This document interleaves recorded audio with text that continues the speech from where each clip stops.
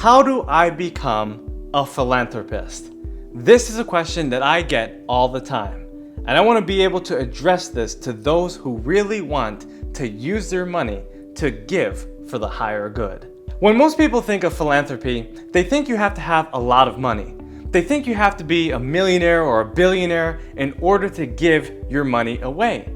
But you see, philanthropy is more than money. It's more than just becoming rich. Philanthropy can happen on the highest level, but it can also happen on the lowest level. A homeless man can give his food away to someone else in need, and that can be considered philanthropy. So let me share with you some really good tips on what you can do to become a philanthropist. The first idea is to give to those who appreciate. You see, when you give to a prospering source, you will prosper in return. But you don't necessarily look at that source and say, well, you got to give me back what I've given you, because that's not how the universe works. What you should be doing is to give your money or your time or your energy to certain causes that you believe can multiply what you have given. Let's say you decide to go to a birthday party and you really want to give a gift to the recipient, the person who's celebrating their birthday. But you know there's two kinds of people who receive gifts, those who appreciate it and those who don't. Let's talk about those who don't. I'm sure you've given a gift to someone and they just throw it under the table. They just say thank you and they look away. Or they really don't care, they take it for granted. Versus the person who really appreciates it, they'll take it, they'll give you a hug, and they might even give you a thank you card. It's not that you're looking for reciprocity, but you're looking for appreciation, because that's where you want to give your gifts. When you give to people that really don't appreciate what you've given them, they really don't care. They cannot multiply what you've given them because they haven't taken inventory of what they've received.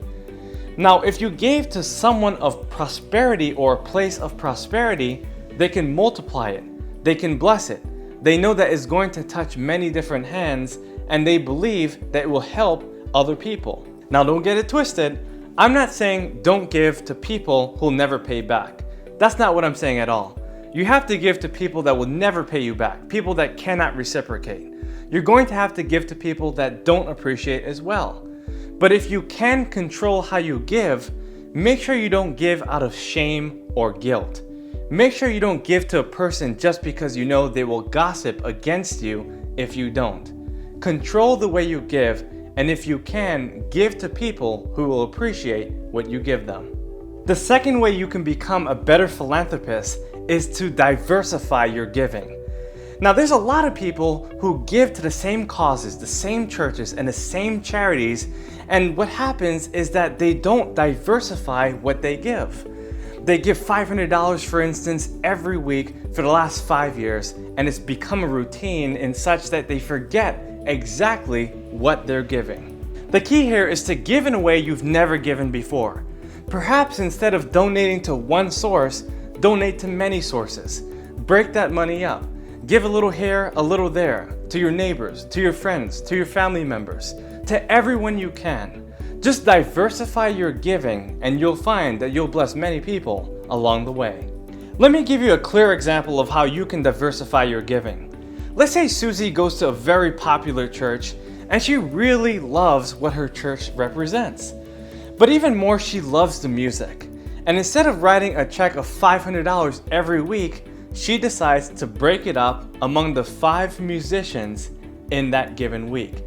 And she gives each person $100 for the music that they've been providing for the last several years. Now this is diversification in its purest form. The third tip for philanthropy is to know where your money goes.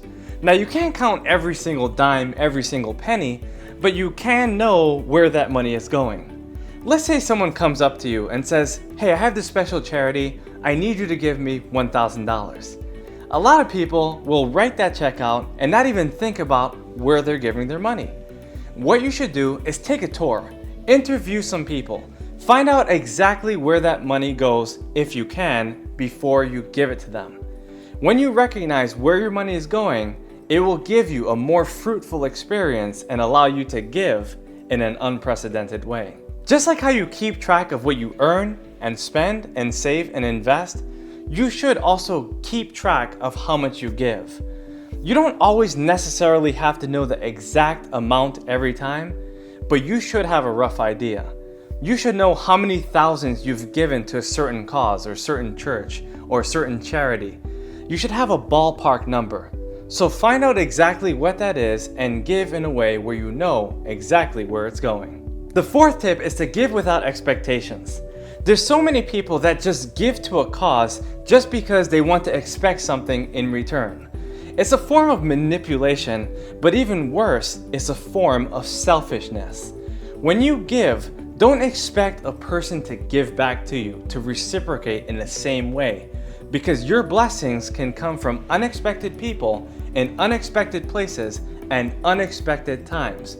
So don't give with expectations. Let's take an example of a man named Doug who became very successful after college. He decides that he wants to give $50,000 every year to the college that he graduated from. Because of his contributions, he expects that he's going to get an honorary doctorate and even a statue in their garden. As Doug keeps giving his money away, he finds out eventually that the board of directors have no intentions of doing exactly what he is expected. Because his expectations weren't met, he becomes frustrated and tells them that he wasted all his money giving to the college. Now let's say that Doug didn't have any expectations when he gave. This means that he won't have any pride. He won't have any false expectations. So what begins to happen is that he actually contributes the money, but also the time and the suggestions. And the board of directors decide that they want to name a building after Doug because of how much he's given. Now, what you have to realize is that people will do it for you, but you can't expect them to do it in a certain way. You have to just give, and eventually things will happen if you give as freely as possible. The fifth tip for becoming a better philanthropist is to give generously. Remember the law of sowing and reaping? It means basically that if you give as much as possible, you will eventually receive as much as possible. In fact, the only way to earn is to give. So the more you give, the more you earn. But you don't necessarily look at the earth and say, okay, I gave you the money, now where's mine? What you should do is just give. Don't let your left hand know what your right hand is doing. Give as much as possible, and a generous spirit will get what they deserve in return. You want to be able to plant as many seeds as possible. Who do you think is going to get the most out of life? The person who plants 1 seed a day, or the person that plants 1,000 seeds a day? Of course, the person who plants 1,000 seeds a day, because they helped more people. They helped others realize that they too can become great givers if they wanted to. When it comes to sowing and reaping, you can give as much as you want. But think about this for a moment. Who do you think will get more out of life? The person who gives to 1 person a day, or the person who gives to 10,000 people a day? Obviously, if you keep giving, you will eventually expand your numbers. It will go from 1 to 10 to 100 to 1,000, and then eventually 10,000 people or more. So the more you give, the more you have to receive, and the more you can give back. So keep giving, and you will in turn become more financially prosperous. The sixth tip is to give your time. A lot of people think that they can only give money, but you can give your time. You can volunteer. You can go to the soup kitchen. You can give people advice. You can give a suggestion to many different people. In fact, you can disseminate many compliments. Compliments is a great way to give back to your community, to give back to the people that you believe are doing an excellent job. Sometimes giving your time can be more valuable and important than giving money. Let's say you're a busy parent and you're working 100 hours a week, but your kids really need your time. Sure, you give them a lot of money, you buy them everything they want, but they want your attention, they want your affection, they want you to be there with them, they want you to play with them and raise them. What you should do is to find some time by limiting your hours or doing whatever it takes to spend your time with your children. You see, you can give them as much money as you can, But if you're not giving them the time, you're not giving them the love that they have been looking for. Let's take another example of a man named Mike who is a landscaper at heart.